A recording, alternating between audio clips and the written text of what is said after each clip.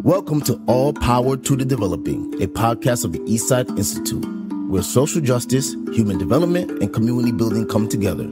This is where you will meet activists, artists, teachers, scholars, helpers, and healers who are bringing creativity, hope, and possibility to individuals and communities all over the world.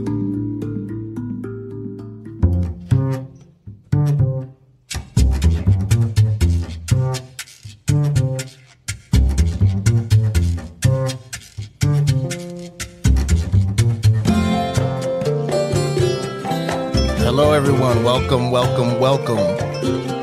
to All Power to the Developing. This is your host, Desire Wandan, Des for short.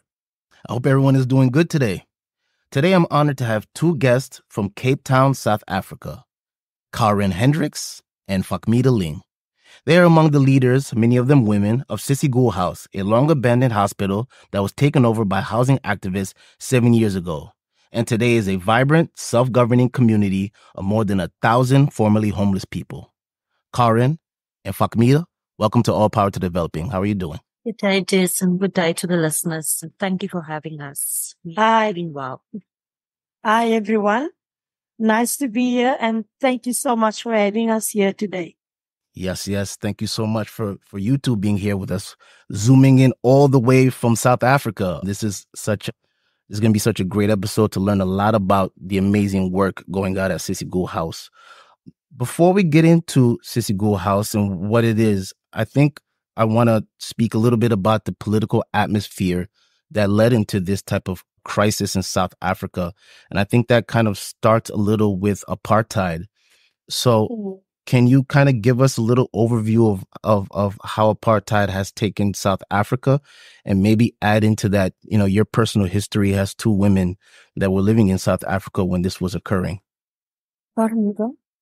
Yeah, so living in Cape Town, particularly if you come from a poor or working class and Black background or family, has its challenges. It's got its life challenges. And we love the experience of this inequality still today. Even though in 1994, when we moved into a democracy, we had so much hope that things, that there would be equality as well as equity. But to date, that hasn't really happened. Everything is on paper. We have one of the greatest constitutions on paper, but yet we are still living in squalor, and people are still not being treated in a just and fair manner because of the class, the race, and the fact that we are not wealthy and we do not have money. So that it's still, those were one of the norms of apartheid, where people were classed and classified because of the color of their skins, and also because of the class situation. And that defines where we are right now.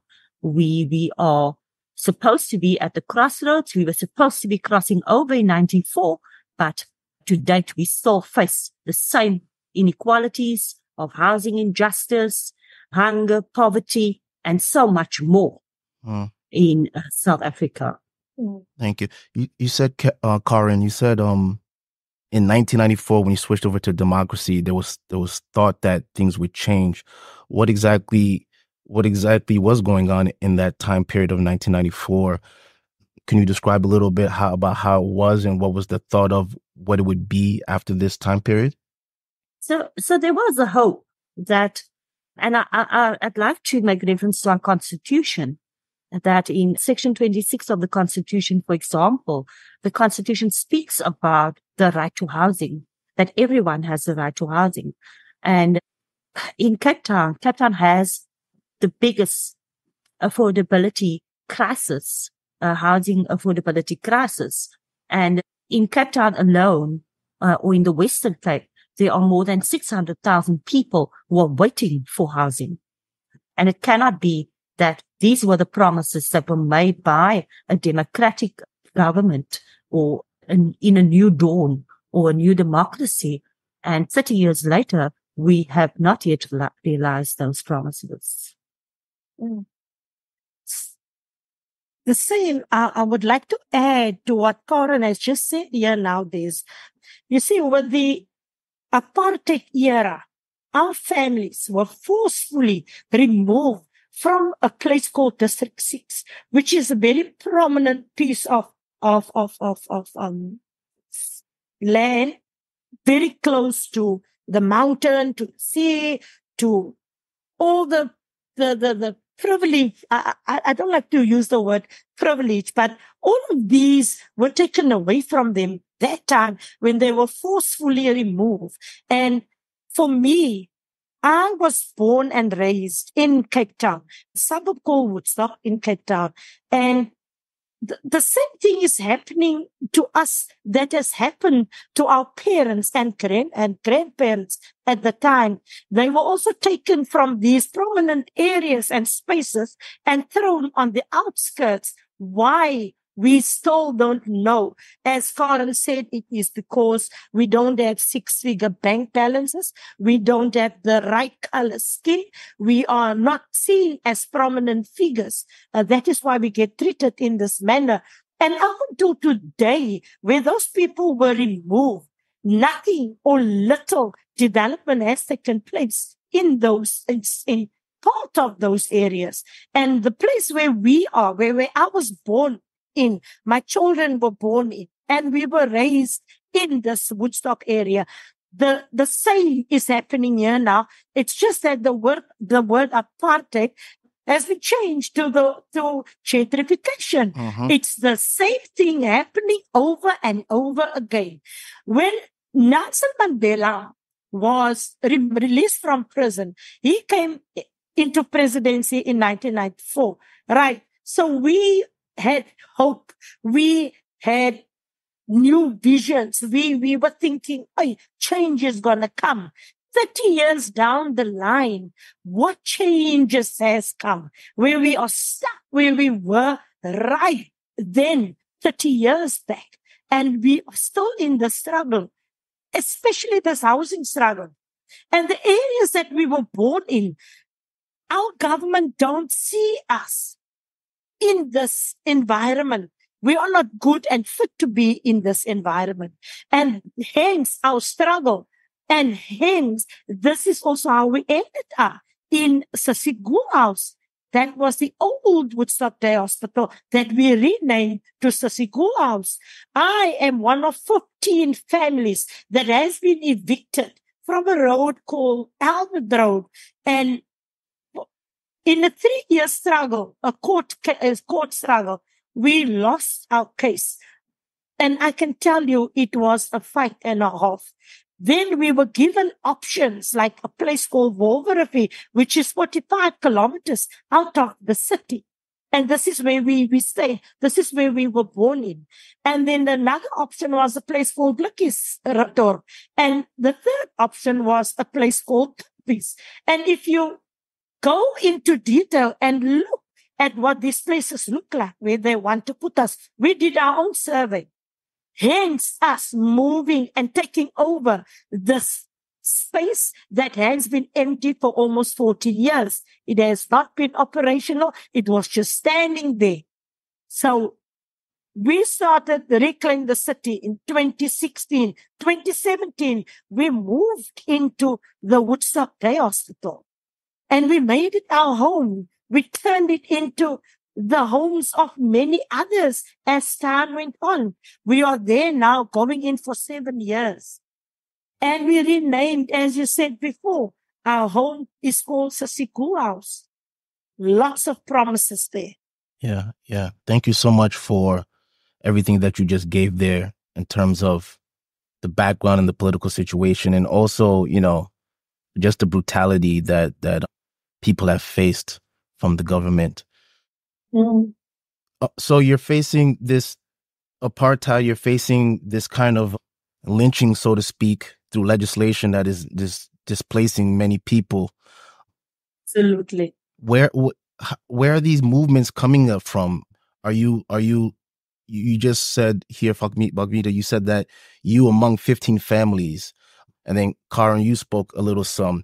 How did these movements initially get started? Did it just get started out of people in the communities coming together to band together? Or were different people from different areas coming together and unifying to form these movements that initially took on apartheid? Yes.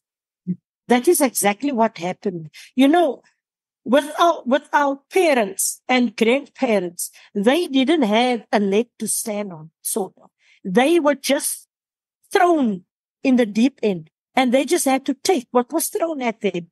Hence, them being forcefully removed from their homes at that time. But now it's with us, it's a different scenario. We are not going to take anything thrown at us just sitting down. And for me, I am a kindergarten teacher. I was not even politically bound or politically inclined to do anything until I was evicted from my home. And then all of these just sort of the thinking back and the reoccurrence of events and things like that. So that just angered me along the way, and thinking that this is what my parents had to endure and accept. But this generation, is not going to just sit back and take everything being thrown at us. We are not going to do that. And we didn't do that. And we started the social movement, Reclaim the City. And that is exactly what it says. We are reclaiming what is ours. We are reclaiming the city, because we have a slogan that says, the city works for us. But with us, the city does not work for us. It works for certain individuals. So with that said, our movement is based on community members of people being evicted from their homes, of people who were faced with eviction. Hence, Reclaim the City was born. Yes. And Karen, for you, I mean, Fagmeedah just said that you were a kindergarten teacher, not so politically inclined, and this just woke you up. Karen, where were you in your political life, in your personal life, when a lot of this was happening? So, Des, I'd like to believe, and I think I came here wearing my T-shirt today, that the personal is political. And it is so, Des, because of our lived experience. And also, so in Cape Town, there is a housing backlog, right? Because of housing unaffordability and because of the spatial planning, the apartheid spatial planning that still exists today. But this very housing backlog has also pushed people like ourselves towards housing self-provisioning or self-provisioning housing, because the state at all levels they actually lack the will to provide housing. And this is what we have seen over the years that we have now been occupying this building. But in the interim, while occupying the abandoned building, we have also been called all kinds of names. We've been called queue hijackers. We've been called queue jumpers, building hijackers, criminals. And the thing is, the one thing that the state has missed, the state at all levels has missed, is that we have actually transformed an abandoned building into a home for more than 1,000 residents who would otherwise have been left homeless, whose dignity has actually been taken away from them. And so that on that basis, we are very serious about the labor that is involved in leading in these occupations, in coordinating in the occupation, in the daily challenges that we face in the occupation as leaders of the community and occupiers too. We too are occupiers.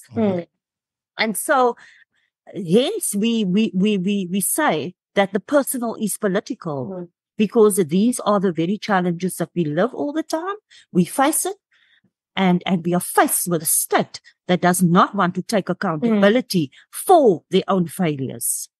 For the lack of providing people with homes, a backlog of over 345,000, I speak under correction, a backlog of that. And yet we are sitting here with public parcels of vacant land that is being sold off to private developers at a pittance of what the actual land is actually worth. And this is what really bugs me. And we would like to think that we are not the problem. We are the solution, because we have provided these families with homes where the city failed to do that. And it is written in our constitution, chapter 3, bullet 26. Nobody is to be left homeless or displaced. No one. It is our constitutional right to have a roof over our heads. And these people have failed in all avenues, in all spheres. They have failed into doing this. So we took initiative and we created for ourselves. And we stepped up. We took people from the street and we placed them in Cissie Gool House. And this now became a problem for the city, who up until today does not have a plan in place to give these people the backlog I'm talking about. Me, myself, I am on that list, awaiting almost 20 years. Wow. I mean, really now, use that public vacant land. They don't want to develop on there. They want to develop at a price, at a profit. Now, our slogan says, land for people, not for profit. Stop selling our land to private developers without meaningful engaging with us as if we do not exist. We are the people we need to be communicated to and engaged with before you take your decisions, before you go and do whatever you want to do out there at a profit.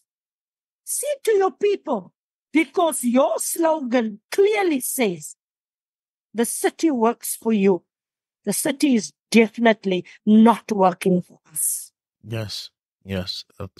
Sounds like they're working against you. Yeah, absolutely.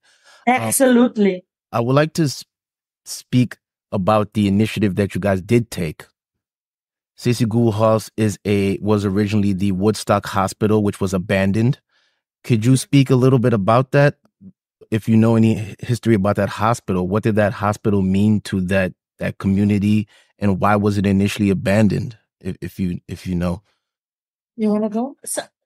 So once again, I think Fagmeedah also touched on gentrification. Okay. And so this is the kind of state that we live in, a state that prioritizes profit over people and people's lives.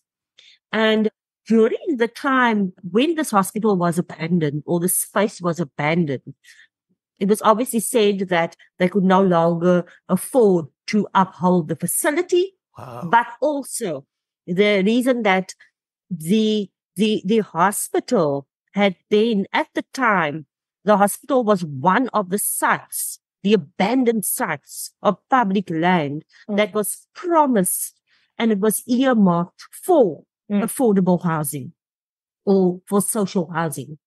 And that too did not happen. And the only reason that this space then, the moment we went to occupy the space, it was at that time that the municipality or the city of Cape Town then earmarked the actual site for affordable housing for families. But even though they did that, they could not have done that without pressure from us. So up to the point that it was earmarked for affordable housing, we were the ones who put pressure on them. Reclaim the City movement put pressure on the city not to sell off the land to private developers, but rather to transform it into a housing development for poor and working class families, those who needed to access the city and the opportunities of the city. You know, there's this Woodstock Day Hospital. was a community hospital where we as children were taken to when we were ill, when we need to have our injections, our immunizations, when we had to have an emergency. My mother was hospitalized in that very hospital more than once because she was a heart patient. So in that facility, we often frequented there when we fell ill or otherwise, and it was later developed also into like a dispensary where you could go and collect your meds from. So the one side just sort of fell away. Why, we don't know. But before we moved in there, it was already vacant for more than 14 years. So little did I to think that this hospital that I frequented as a child was going to become my home one day.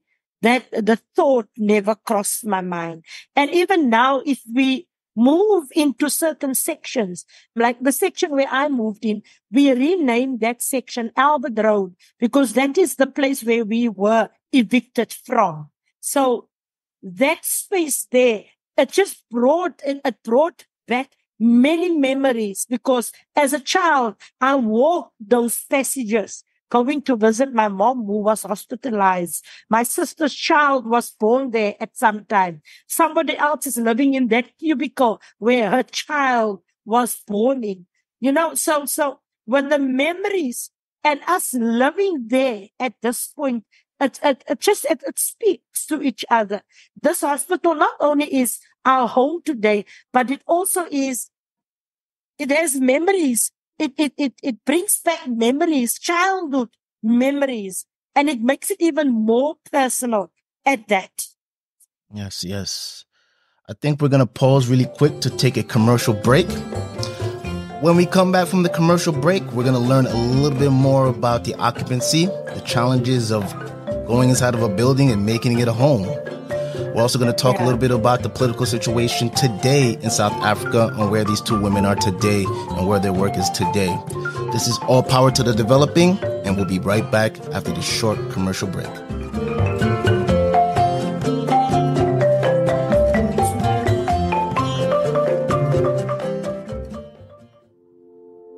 Hi, I'm Melissa Meyer, Associate Director of the Eastside Institute. Welcome to All Power to the Developing. I hope you're enjoying today's conversation. In each episode, we introduce you to some amazing performance activists, play revolutionaries, and developmentalists from around the world who talk to us about their creative grassroots efforts to build a better world. If you like what you hear, please follow and share the series. You can find us on Amazon, Spotify, and Podbean. We'd love to hear your comments and ideas.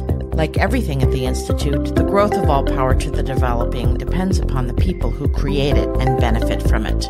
We hope you're one of them. Thanks for your support, and now back to our conversation.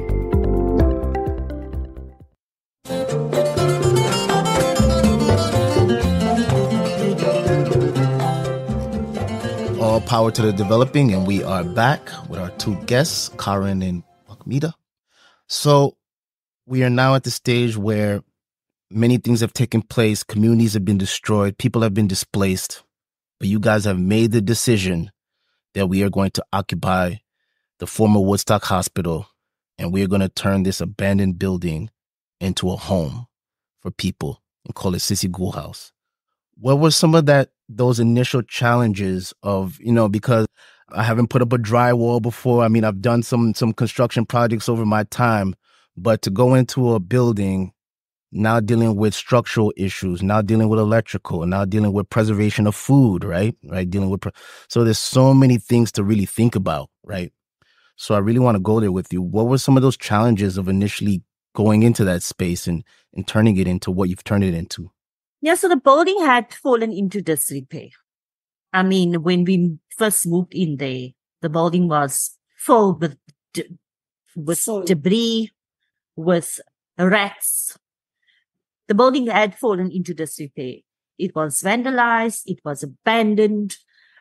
But from the people in our community then who moved in there, they were the ones who then started to, I'll use the word fund the repair of the building.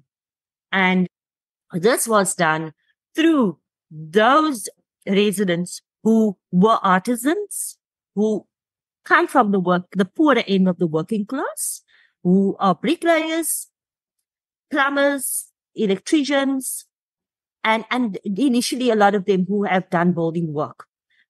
They were in and amongst those families who were displaced. And that is where the repair to the building then started. And also the repair to the building then continued with a monthly contribution, maintenance contribution, where each family or each household or head of household would then pay 50 Rand a contribution toward the repair to the building. And in that way, the building then was transformed from its skeleton, from its vandalized skeleton, into a home for more than 1,000 people. When we moved in there, this was a derelict piece of building. You can just imagine, it's just a pity we didn't take the before and after pictures. Then would have given you quite a clear picture of what we moved into at the time. The place was full of dead birds, dead rats. The water was knee-length, and the water already turned green because it was stagnated into certain parts of that building. The building was dark. Some places were cordoned off. It was barricaded with burglar doors and things, gates. And where we moved into, before the contribution structure started, we had to put our hands into our pockets and do everything ourselves.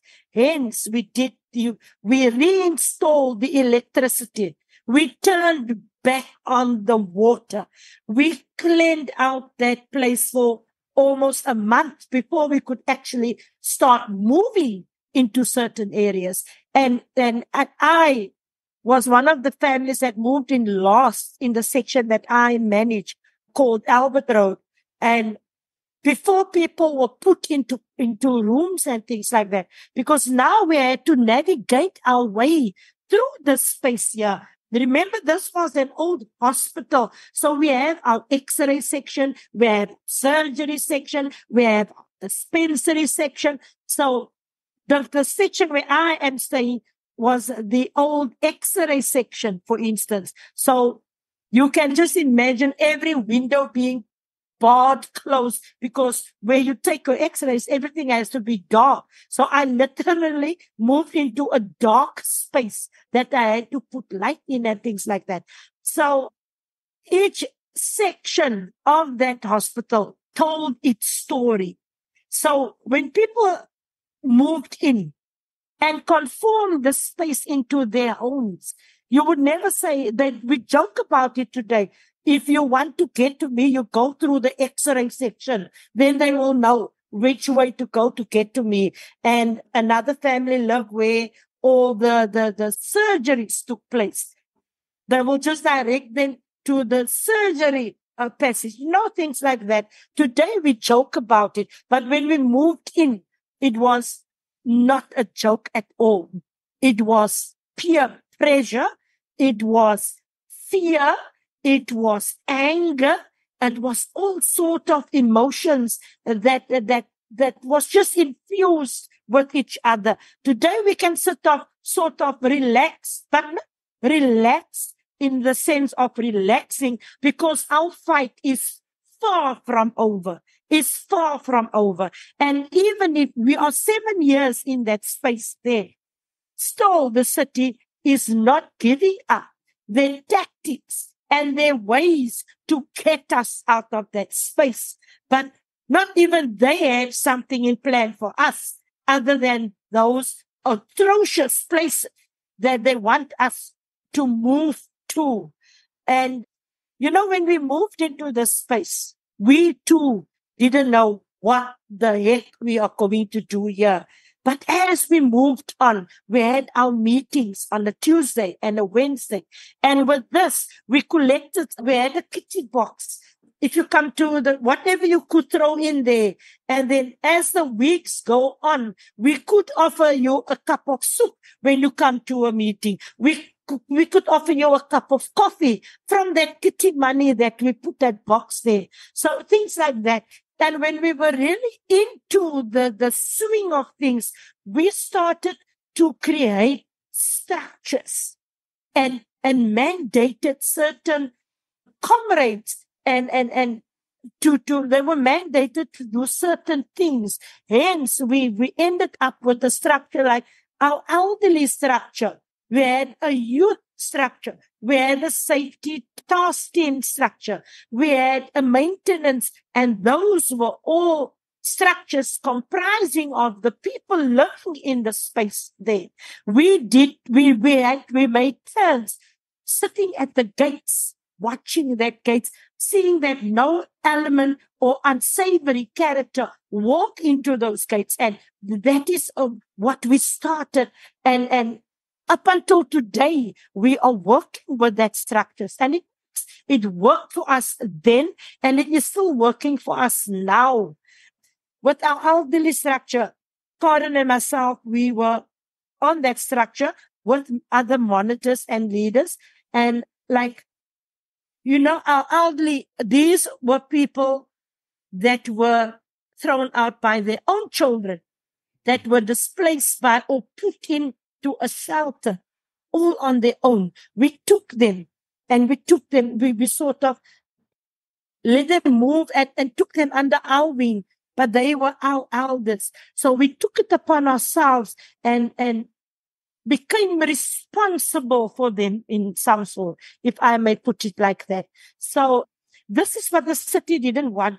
They didn't want to see us succeed in this manner, that we were managing the space that they left there for more than 14 years, going into derelict and just leaving that space there until they could find another buyer for that particular space. When I talk about this, it just emotions flare up again, because at this government who is failing us on a daily basis, failing us and not eradicating or getting rid of this apartheid mindset of them. It is as clear as present daylight, the way we are being treated. You are in a certain class. You are, it's just very sad. Yeah, absolutely. It's just very sad. Absolutely. I can tell you that much. I want to speak a little bit about the emotional impact, because you spoke about the structural challenges and what it takes, but I really want to speak about the emotional challenges and what it takes. You're coming out of apartheid, people are being abused, beaten, displaced. You're literally being, castrated, lynched out of society.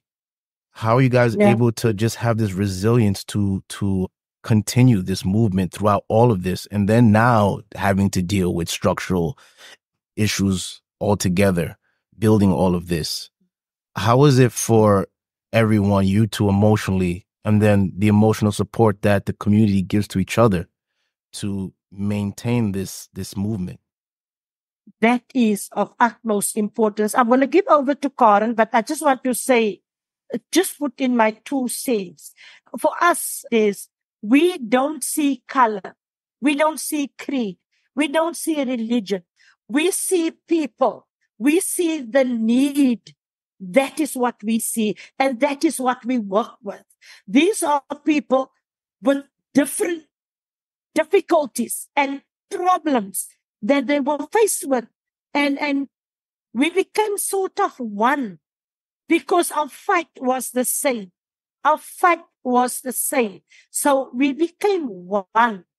When we came together and lived in Cissie Gool House, it wasn't easy. It wasn't easy at all.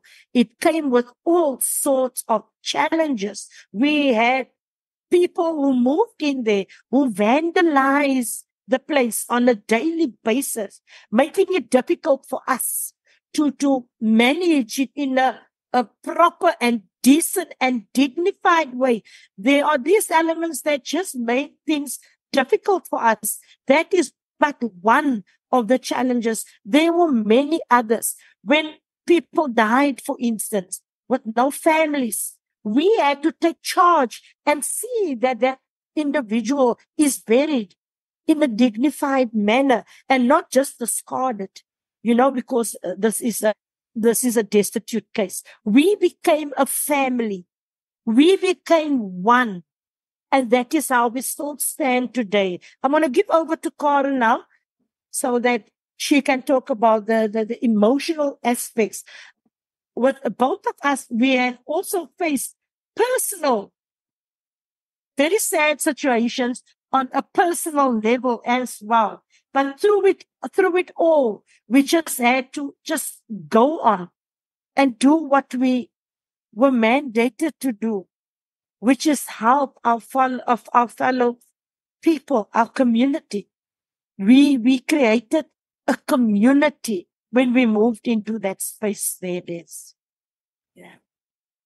Yeah. So just echoing some more of the emotions and the sentiment that was brought through by Fagmeedah. The occupation consists of mainly single women-led households. And being one of those single women-led households, it really wasn't easy to navigate our way through this process of occupying.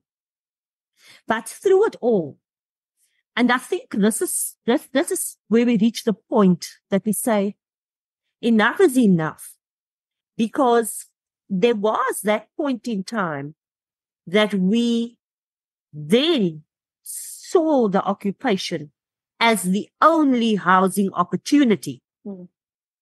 As a movement fighting for people's dignity, not our own dignity only. We were fighting for people's dignity. As women, we have pushed through these 7 years and built a community. And right now, we are even imagining and dreaming about what the future of this space or this community holds for each and every person who lives there. And so, yes, it is emotional because it's our lived experience. It's our lived experience as women. We live in a democratic country, in a democratic dispensation where women's rights should be equal to everyone else's rights. But yet, when you look at the amount of people that are homeless, when you look at the amount of people who are destitute, it would be women and their families. When you look at the amount of people occupying and fighting for their dignity, it is women who are at the forefront of fighting for people's dignity. Yet, we still have a state that fails and does not recognize the rights of women. And hence, I think going to go and do activism in health equity and people's social well-being and fighting for our dignity has been so important for myself personally because of this lived experience. And it's things that we face on a daily basis. So it's not the two of us sitting here telling some fairy tale or some story. We will not even try and romanticize what occupations are about. But this is the hard labor, the labor of women and men fighting for dignity, fighting to have a roof over their families' heads. It is the hard labor that went into this occupation. And it is prone to make us emotional. It is prone that we would take it personal. Because to us, we say that where people live matters. Where we live matters. We want to be close to the social opportunities and amenities and the economic opportunities of our city. We have the right to that. We are citizens of Cape Town, and we do have the right to our dignity. We do have the right to be close to economic and social opportunities. I mean, when I'm thinking back to COVID-19 and how we had to navigate our way through COVID, living in a building that's occupied with more than 1,000 people and people living so close to one another, we learned quite a lot during COVID. We learned from our experiences.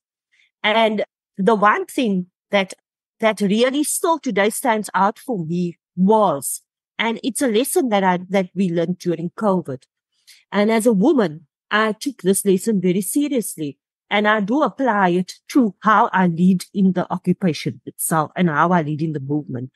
And that is that when COVID-19 started globally, the UN rapporteur for housing distinctly made a statement to say that the right to access housing or adequate housing, if people do not have that right during a pandemic, you are just as good as being dead and buried.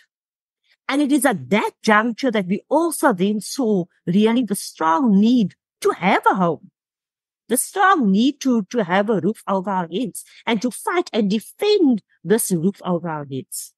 And so we do so also by resisting any form of eviction or displacement.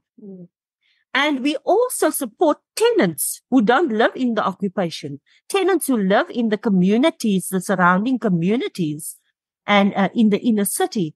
We support them when they are going through an eviction or when they are being displaced. And the kind of support that we render to them is to have what we call people's assemblies or advice assemblies, where we get together with tenants and occupiers, and together we actually teach one another what the law says about evictions, and we also teach one another our rights. So it's an each one, teach one process. And we see there also how people's power is more important than those people who are in power. And we also go and we monitor the courts. We monitor how the courts actually allow for evictions. But we also know that in our constitution, it's stated that magistrates or judges do have an inquisitorial duty toward tenants or towards evictees. And so that inquisitorial duty is to make sure that the person is provided with alternative accommodation.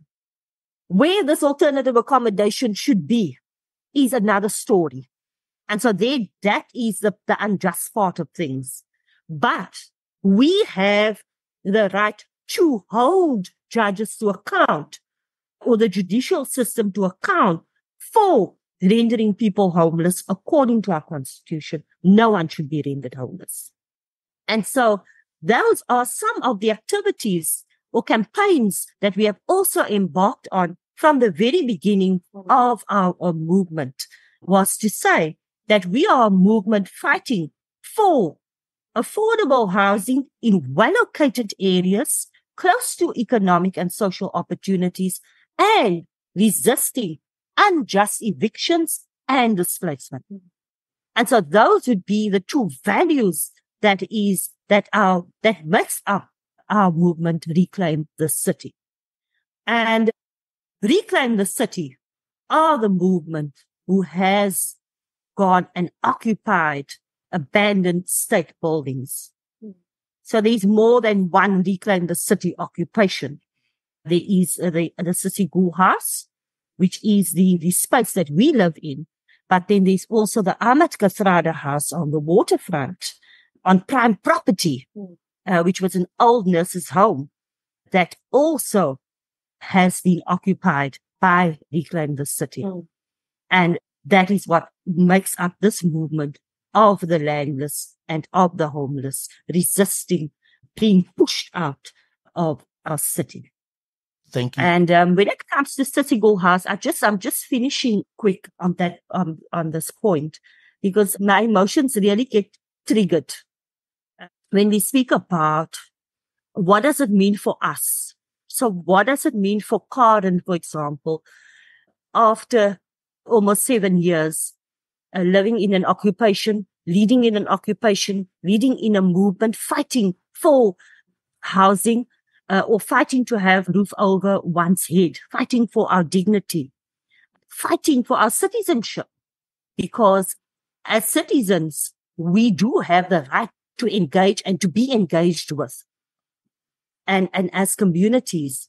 And so what does it mean for Karen? What it means for me is that there is this building, this specific building that we have occupied has now become our home, and that we will defend the space, and we will also push and campaign for affordable housing on the space and in the space.